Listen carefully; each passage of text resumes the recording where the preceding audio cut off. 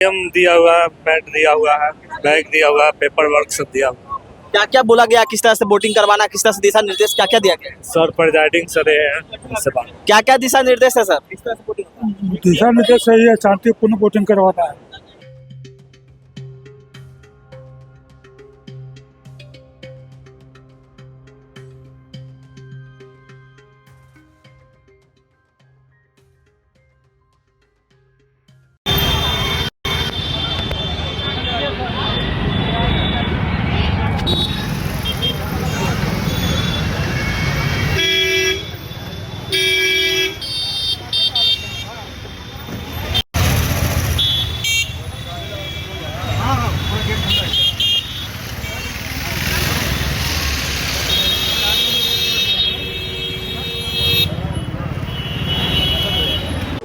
नमस्कार, आप है न्यूज़ नेशन पर, मैं आपके साथ अभिजीत सिंह। बांकेपुर विधानसभा में उपचुनाव हो रहे हैं और वहीं बात करें तो 30 जुलाई को यानी कल वोटिंग होना, और इससे पहले देखिए अब जो ईवीएम है वो डिस्ट्रीब्यूट होना शुरू हो गया है। आपको तस्वीर दिखा रहे हैं, ये बांकेपुर हाई स्कूल है जहां से देखिए डिस्ट्रीब्यूट है वो ईवीएम किए जा रहे हैं, और जितने भी 422 जो केंद्र बूथ बनाए गए हैं जहां पर वोटिंग होगा वहां पर ये ईवीएम है वो लेकर जाया जा रहा है। देखिए किस तरह से ये ईवीएम है और इसी ईवीएम में जाकर वोट देना होगा सभी को। आपका बूथ संख्या कौन सा है? 68 जी। क्या क्या दिया गया है आपको, सामग्री क्या क्या दिया गया है? ईवीएम दिया हुआ है, पैड दिया हुआ है, बैग दिया हुआ है, पेपर वर्क सब दिया हुआ है।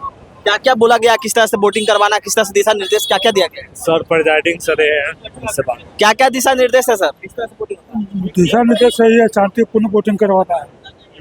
निष्पक्ष हुआ, शांतिपूर्ण हो गया, निष्पक्ष होगा। निष्पक्ष हो। ईवीएम में जो बात कही जाती है, तो क्या ईवीएम में जो डिस्ट्रीब्यूट हो रहा है उसमें कुछ गड़बड़ी हो गई? कोई गड़बड़ी नहीं है, सब कोई गड़बड़ी नहीं होता है। फुल पैकिंग होती है, मतलब कल सुबह ही खुलेगा ईवीएम? कल हुआ ही खुलेगा, कल सुबह ही ईवीएम। देखिए कल सुबह ही ईवीएम है वो खोला जाएगा, और देखिए तमाम जो ईवीएम है वो हर एक बूथ पर डिस्ट्रीब्यूट होना शुरू हो गया है। और देखिए तमाम जो फ्रेंचाइजी हैं जो उनको वोटिंग करवाना है वो पहुंचे हुए हैं।